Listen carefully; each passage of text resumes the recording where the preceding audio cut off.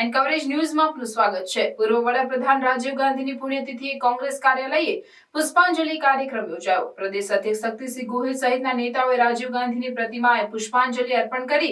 કોંગ્રેસ પ્રમુખ શક્તિસિંહ ગોહિલે પુષ્પાંજલિ બાદ નિવેદન આપ્યું।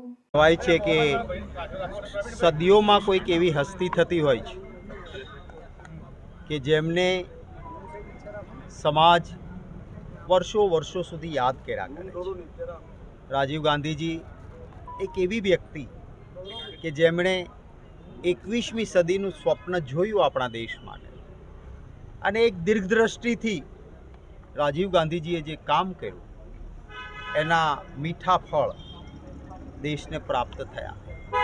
જ્યારે એમણે કોમ્પ્યુટરની વાત કરીને કોમ્પ્યુટર આ દેશમાં લાવ્યા ત્યારે કેટલાક લોકોએ એમનો વિરોધ કરેલો હતો કે કોમ્પ્યુટર આવવાથી દેશ બરબાદ થશે, પરંતુ એ એમની દીર્ઘદ્રષ્ટિ હતી કે કોમ્પ્યુટર આવ્યું હતું તો આજે બેંગ્લોરમાં કે અમદાવાદમાં બેઠેલો વ્યક્તિ એ ઓનલાઈન અમેરિકા, યુરોપ કે ઇંગ્લેન્ડનું કામ કરીને ડોલર કે પાઉન્ડમાં કમાઈ શકે છે।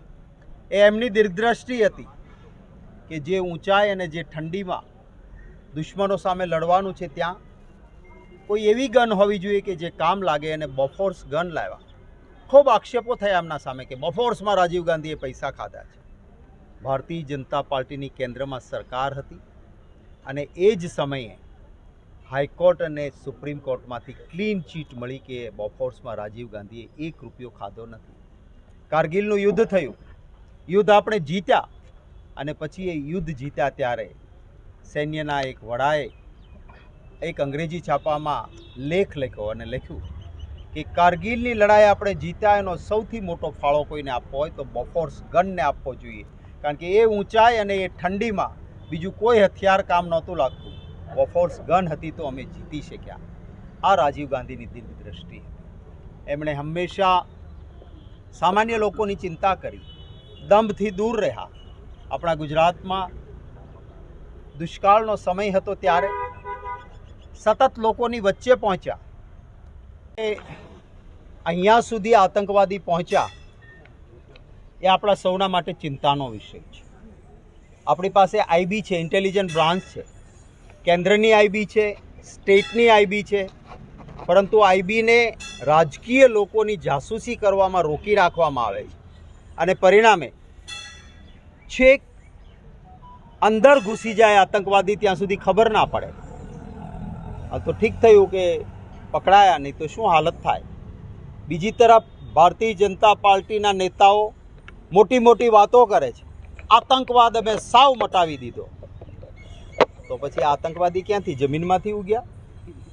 આ 10 વર્ષમાં જેટલા મૃત્યુ મારા ફૌજના જવાનોના, દેશના પોલીસ દળના, અર્ધ પોલીસ દળના જવાનોના થયા, સિવિલિયન માર્યા ગયા, આ 10 વર્ષમાં આતંકવાદના કારણે જેટલા લોકો શહીદ થયા છે એટલા ભૂતકાળમાં ક્યારેય નથી થયા। અને છતાં Bharatiya Janata party vote bank માટે જે આ કરે છે, આતંકવાદ એ વોટ બેંકથી પરે હોવો જોઈએ।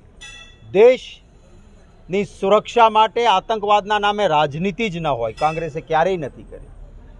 રઘુનાથ મંદિર પર હુમલો થયો, હરેન પંડ્યાની હત્યા થઈ, લાલ કિલ્લા પર હુમલો થયો, પાર્લામેન્ટમાં હુમલો થયો, અક્ષરધામમાં હુમલો થયો, અહીંયાથી આતંકવાદીને ભાજપની સરકારમાં કાંધાર જઈને છોડી આવ્યા, પણ આતંકવાદના નામે મેં રાજકારણ નથી કર્યું। આજે પણ હું કહીશ કે ઇન્ટેલિજન્ટ બ્રાન્ચનો પત્રકારો, ઉદ્યોગપતિઓ, વિરોધ પક્ષના, ઇન્ડિયા ગઠબંધનના નેતાઓની જાસૂસીમાં ન વાપરો। દેશની સુરક્ષા માટે આઈબીને કામ કરવા દો તો સરહદ પર જ પકડાઈ જશે, અહીંયા સુધી આતંકવાદી નહીં ઘૂસી શકે। સરકાર આની શીખ લે એવી માંગ જરૂર કરું છું। Thank you. કોંગ્રેસ પાર્ટીને કહ્યું કે બધું જ સરકાર કરે એમ નહીં, કોંગ્રેસ પાર્ટી આ વ્યવસ્થા કરે। અમિતાભ બચ્ચન નાઇટ કરીને એ જમાનામાં 2 કરોડ રૂપિયા માનનીય અહેમદભાઈ પ્રદેશ પ્રમુખ હતા ને ઊભા થયા, અને ગુજરાતમાં દરેક રાહત કામ પર છાશનું વિતરણ થયું, છાશની વ્યવસ્થા થઈ। એક એવી વ્યક્તિ, વિરલ વ્યક્તિ કે જેમણે દુષ્કાળ દરમિયાન એક પણ માલ ઢોરને મુશ્કેલી ન પડે એ વખતમાં, જેને ગામડાઓમાં ઘાસની તંગી કહેતા, વાયરથી બાંધેલી આવે, દક્ષિણ ભારતમાંથી દૂર દૂરથી લાવીને પણ એક પણ ગાય કે મૂંગું પશુ એ ઘાસ વગરનું ના રહે આ વ્યવસ્થા એમણે કરી. 2 જ સંસદ સભ્યો ભાજપના ચૂંટાયેલા હતા સંસદમાં.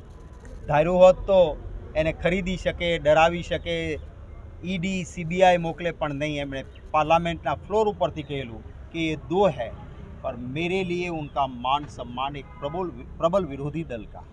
આ પ્રકારની એમની ભાવનાઓ એમને એક પરિસ્થિતિ રાજકારણમાં લઈને આવી. નહીં તો એ તો એક પાયલોટ તરીકે જતા ત્યારે એમની સાથે નોકરી કરતા એક પાયલટે કહેલું કે વડાપ્રધાનનો દીકરો હોવા છતાં ક્યારેય એમણે રૂટની પસંદગી ન કરી. અને એવા રૂટ હોય કે જ્યાં સારી હોટલ ન હોય ત્યાં પાયલોટ ન જવા ઈચ્છે, પણ રાજીવ ગાંધી એ રૂટમાં જઈને નાના સેન્ટરમાં, ભલે સારી હોટલ નહીં હોય તો કંઈ વાંધો નહીં, ત્યાં જતા. અને ક્યારેય એનાઉન્સમેન્ટ થાય તો કેપ્ટન રાજીવ ગાંધી નહીં લગાડવાનું કે જેથી કોઈને ખબર પડે કે પ્રધાનમંત્રીનો દીકરો અહીંયા પ્લેનનો પાયલોટ છે. આ રીતેનું એક જીવન, એક ઉમદા જીવન.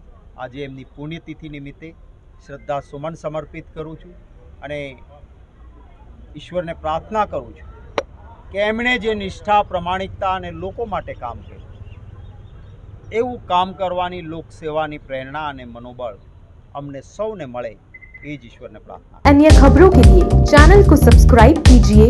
खबरों का नोटिफिकेशन पाने के लिए बेल आइकॉन को जरूर दबाएं.